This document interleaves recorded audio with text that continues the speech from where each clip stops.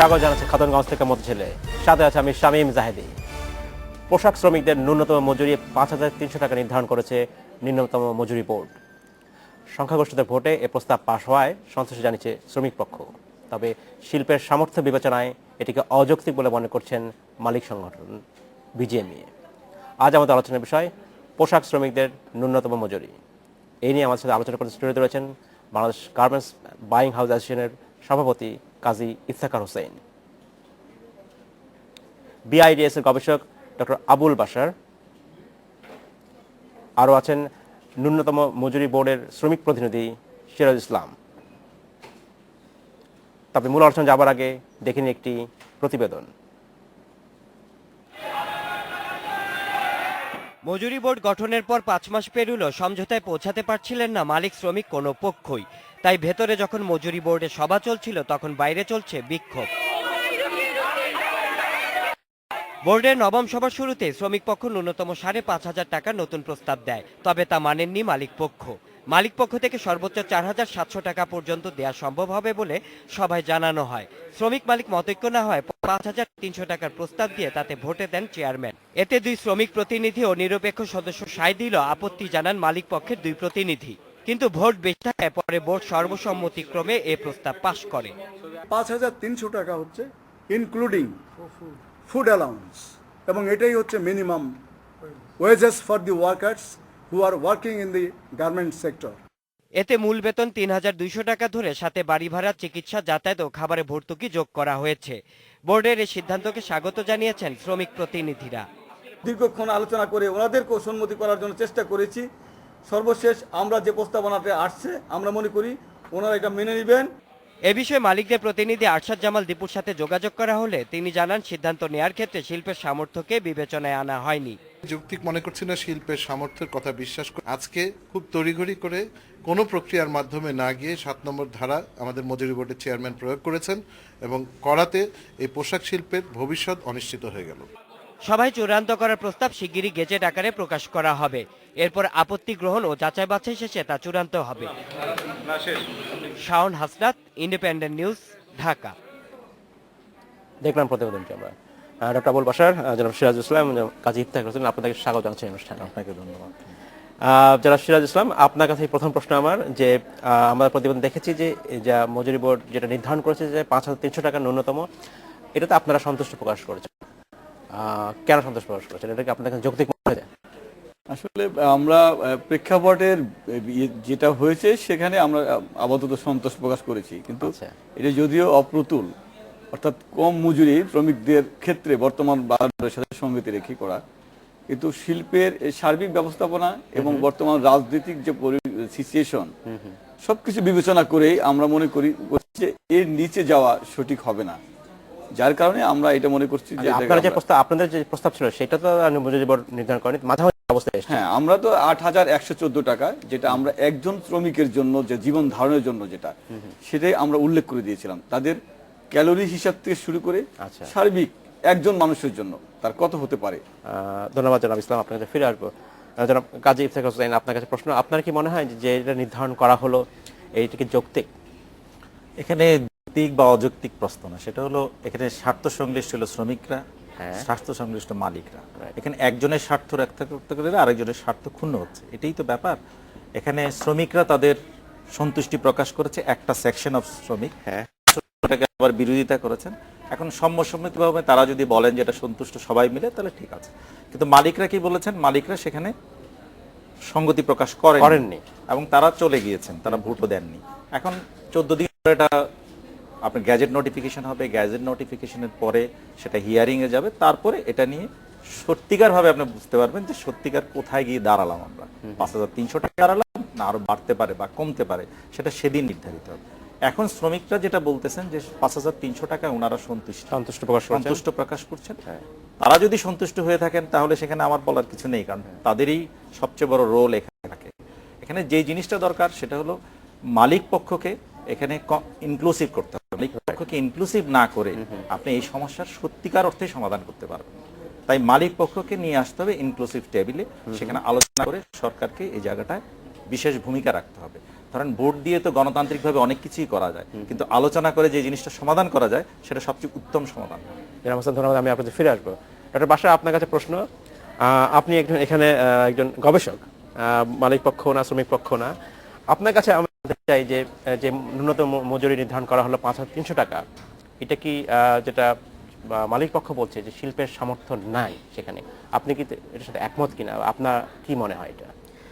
আচ্ছা দেখুন, আমি যেহেতু গবেষক, তাহলে এই আপনি 5,300 টাকা আসলে ইকোনমিক পয়েন্ট অফ ভিউ থেকে কি ইমপ্লাই করে, কি মিন করে, সেই বিষয়টাই আমি আগে বলি। 2010 সালে ছিল 3,000 টাকা, আজ থেকে 3 বছর আগে। হ্যাঁ 3 বছর আগে।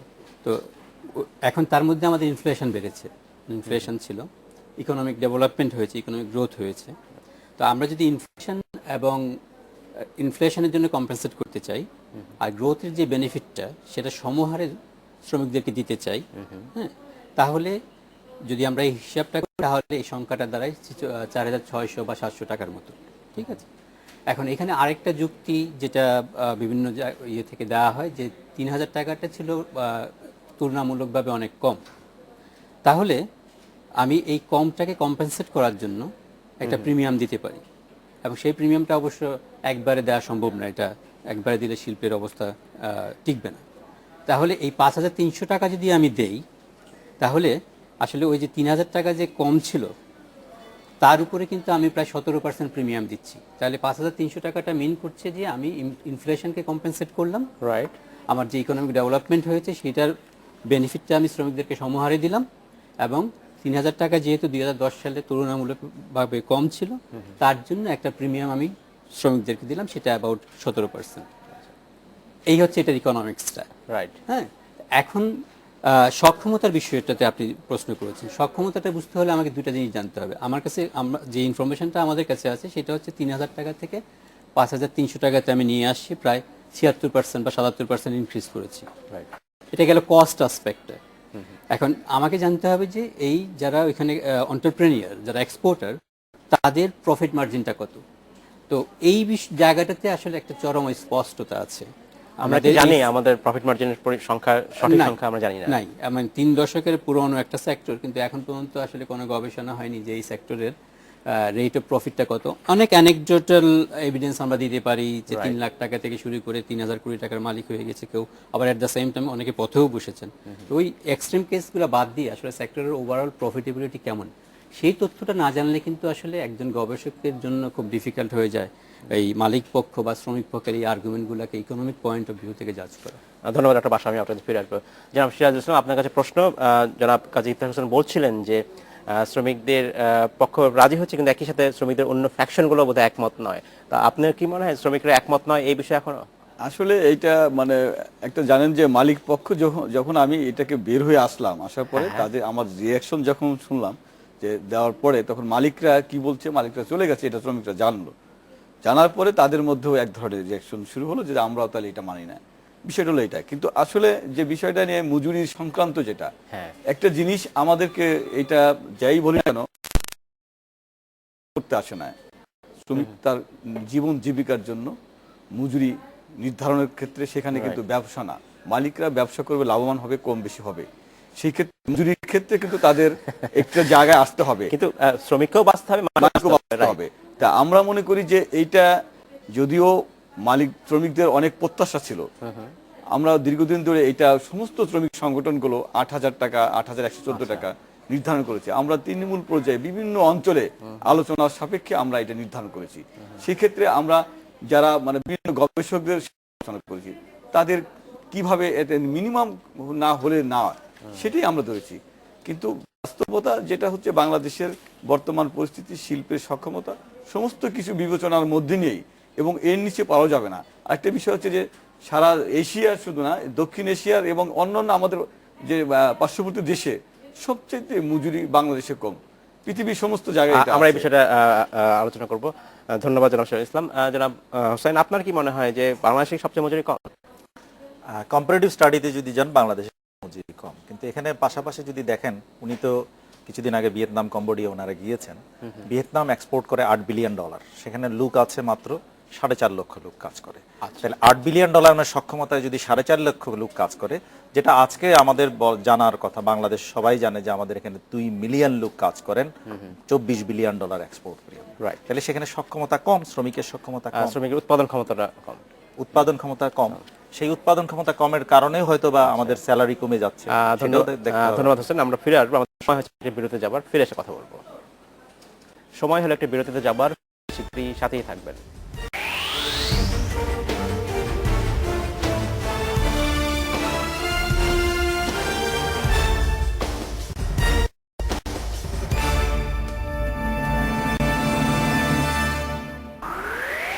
স্বাগত একবার খাতুনগঞ্জ থেকে আমাদের ছিল। আজ আমরা কথা বলছি পোশাক শ্রমিকদের ন্যূনতম মজুরি নিয়ে। এ নিয়ে আমাদের সাথে কথা বলতে স্টুডিওতে রয়েছেন বাংলাদেশ গার্মেন্টস বাইং হাউস অ্যাসোসিয়েশনের প্রেসিডেন্ট কাজী ইফতেখার হোসেন, BIDS এর গবেষক ডক্টর আবুল বাশার, এবং আরও আছেন ন্যূনতম মজুরি বোর্ডের শ্রমিক প্রতিনিধি সিরাজুল ইসলাম। আপনাদের সবাইকে স্বাগত জানাচ্ছি এই অনুষ্ঠানে আরেকবার। আমাদের একজন প্রশ্ন পাঠিয়েছেন SK সরকার, উনি জানতে চাচ্ছেন দ্রব্যমূল্য যদি না কমে তাহলে 5,300 টাকার কোনো কাজে আসবে না। ডক্টর বাশার, আপনার কি মনে হয়? এটা তো অবশ্যই দ্রব্যমূল্য যদি না কমে তাহলে এটা বাড়িয়ে লাভ নেই। এখানে আসলে যেটা হচ্ছে, আমরা যে এই মজুরিটা বাড়ানো হচ্ছে এটা কিন্তু 3 বছর পরে বাড়ানো হচ্ছে। তা আমরা কিন্তু কম্পেনসেট করছি গত 3 বছরে যে ইনফ্লেশন ছিল তার জন্য। রাইট। কিন্তু প্রশ্নটা হচ্ছে যে এই মজুরিটা বাড়ানোর সাথে সাথে কিন্তু আবার দ্রব্যমূল্যের দাম বেড়ে যাবে। এটা সাধারণত দেখা গেছে যখন কোনো পে কমিশন পে নতুন ঘোষণা করা হয় বা এইটাতে ওয়েজ ঘোষণা করা হয়, তখন এই সমস্যা দেখা এখানে যায়। সরকারের বা যারা এখানে জড়িত আছেন তাদের করণীয় আছে দুটো। একটা হচ্ছে যে এতদিন মানে 3 বছর ওয়েট না করে প্রতি বছর যদি মজুরিটা অ্যাডজাস্ট করা হয় তাহলে কিন্তু তার ওই যে ইনফ্লেশনের জন্য তার লস্ট রিয়াল ইনকামের পরিমাণটা অনেক কমে আসবে প্রতি বছর যদি অ্যাডজাস্ট করা হয়। এটা একটা করা উচিত। আর দ্বিতীয় হচ্ছে যে এখানে স্বল্প আয়ের মানুষ, শুধু গার্মেন্টস না আসলে, মানে আমাদের সব স্বল্প আয়ের মানুষের জন্য এই জিনিসটা রেলেভেন্ট। জাইকার একটা স্টাডিতে দেখা গিয়েছে ঢাকা শহরে একজন রিক্সাওয়ালার মাসিক ইনকাম অন অ্যাভারেজ হচ্ছে 6,300 টাকা। তার জন্য কিন্তু বিষয়টা রেলেভেন্ট। এই ধরনের স্বল্প আয়ের মানুষের জন্য তো সরকারের অনেকগুলো সোশ্যাল সেফটি প্রোগ্রাম আছে। এখন গার্মেন্টসের শ্রমিকরা কিন্তু আবার ওইগুলোর খুব একটা বেনিফিশিয়ারি হতে পারে না, বিকজ এটা ওই দামে কিনতে গেলে যে সময় ওদেরকে যেতে হবে ওইগুলো দিতে পারে না। তো এখানে সরকারের বা যারা এটা প্রোডাকশনের সাথে জড়িত অ্যাসোসিয়েশন আছে তাদের করণীয় হতে পারে দুটো। একটা হচ্ছে তারা স্বল্পমূল্যে এই যে বাসস্থান বা স্বল্প মূল্যে কিছু ফুড আইটেম, রেশনিং, এই জিনিসগুলো যদি নিশ্চয়তা দিতে পারে তাহলে ওইটা বাজারে পড়বে না। ধন্যবাদ। জনাব হোসেন, আপনার কি মনে হয় এটা কি সম্ভব মালিকপক্ষের পক্ষে এই জাতীয়, তাহলে এই যে এক্সটার্নাল একটা প্রেশার ইনফ্লেশনের পরে সেইখান থেকে মিনিমাইজ করা যায়, সেখানে শ্রমিকদের আরও একটু সুযোগ সুবিধা দেওয়া যেতে পারে? মালিকপক্ষ অনেকদিন ধরে বলে আসতেছে সরকারকে যে রেশনিং প্রথা করার জন্য গার্মেন্টস সেক্টরের শ্রমিকদের, সেটা সরকারকে দিতে হবে। না, সরকার কেন, মালিকপক্ষ বলে আসছে, তারাও কন্ট্রিবিউট করবে তার সঙ্গে। আপনি জানেন যে আমাদের গার্মেন্টস সেক্টর সম্বন্ধে এত বেশি আলোচনা হয়, সেটার একটি মাত্র কারণ হলো আমাদের ব্যবসা করছে গার্মেন্টস মালিক, তাদেরকে বহন করতে হবে, কেন সরকারকে সেখানে আসতে হবে? না, এটার একটি মাত্র কারণ হলো যে আমাদের গার্মেন্টস সেক্টরের লোকজনের আপনার সোশ্যাল যে অ্যাক্টিভিটিস থাকা দরকার সেটা সেই পরিমাণ নেই। আচ্ছা, আমাদের সেই কমিটমেন্টও নেই সমাজের প্রতি। সেই কমিটমেন্ট না থাকার কারণে আজকে সবাই মিলে সমালোচনা করতেছেন। কিন্তু আপনার যে এই যে অবস্থানে এসছে তাতে তো তাদের একটা অবদান আছে, সেটা তো অস্বীকার করা যায় না। এই অবদানের পাশাপাশি ধরেন আজকে যদি 20 লক্ষ শ্রমিকই সেখানে কাজ করে থাকে, তারা যদি আনএমপ্লয়েড হয় তাহলে কি সব সমাজের উপর পড়বে না সেটার প্রভাব? তাহলে সেখানে সরকারকেও এগিয়ে আসতে হবে। সরকার থাকবে, সরকারের পাশাপাশি আপনি বলতে পারেন যে আপনাদেরকে থাকতে হবে, সেটা হতে পারে, কিন্তু সেই আলোচনাটা তো হতে হবে, সেই আলোচনাটা সঠিকভাবে হতে হবে, এবং তখনই এই জিনিসটা নিয়ে আপনার সমাধান করতে পারবেন। আমরা তো কোনো জায়গায় ধরেন গুড গভর্নেন্স না থাকার কারণে আমরা কোনো কিছুই রেজাল্ট পাচ্ছি না এখানে। ধন্যবাদ জনাব সিরাজুল ইসলাম। আপনার কাছে প্রশ্ন, যেটা মালিক পক্ষ বলছেন, জনাব হোসেনও বললেন যে শিল্পের সক্ষমতা নাই, অভাব রয়েছে। আপনি দীর্ঘদিন ধরে আপনি কাজ করছেন, শ্রমিক আন্দোলনের সাথে জড়িত, আপনারা নিশ্চয়ই শ্রমিকের পাশাপাশি শিল্পের স্বার্থটাও দেখেন। আপনার কি মনে হয় কি করলে শিল্পের সক্ষমতা বাড়ানো সম্ভব? আসলে শিল্পের সক্ষমতা বলতে শুধু মানে কমপ্লায়েন্স করলাম, বিল্ডিং সুন্দর করলাম, এটা না, সেটা আমরা বলছি না। আর যে সক্ষমতা বলতে আমি মনে করি যে সেখানে যেহেতু রাষ্ট্র সেখান থেকে শিল্পের থেকে তাদের মুনাফা নিচ্ছে, সেই ক্ষেত্রে রাষ্ট্রেরও যেমন দায়িত্ব আছে, এবং ইতিপূর্বে দেখা গেছে এটা সত্য কথা যে সরকারের তরফ থেকে কোনো এই ইন্ডাস্ট্রির ব্যাপারে কোনো ধরনের সহযোগিতা হয় নাই তেমনভাবে।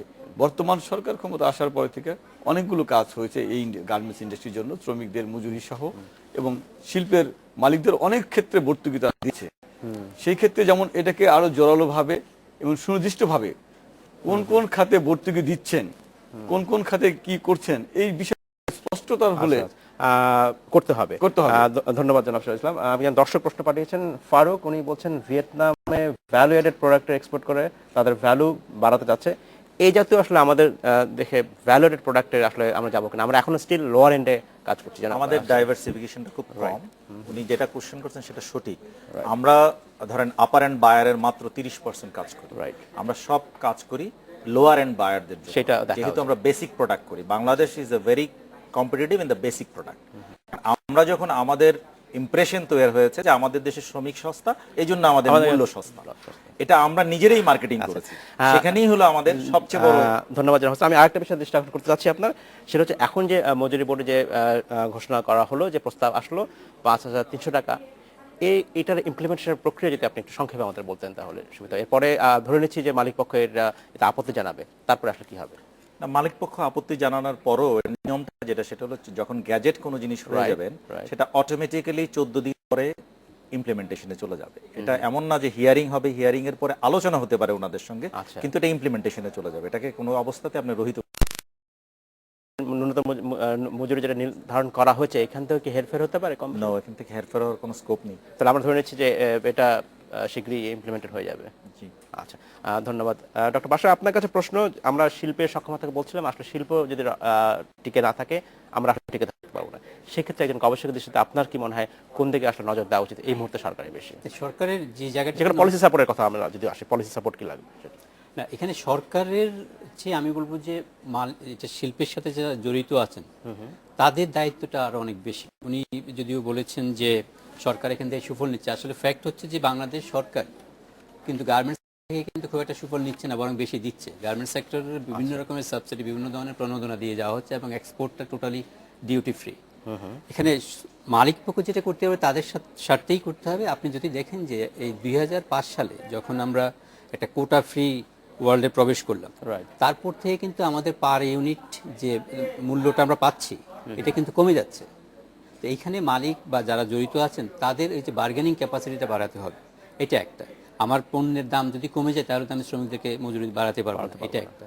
আর দ্বিতীয়টা যেটা অলরেডি বলা হয়েছে এখানে, যে আমরা এখনো খুব লো এন্ড প্রোডাক্ট যেগুলোতে খুব বেশি দাম মূল্য আমরা পাই না, সেখান থেকে আমরা হায়ার এন্ডের প্রোডাক্টে যাব।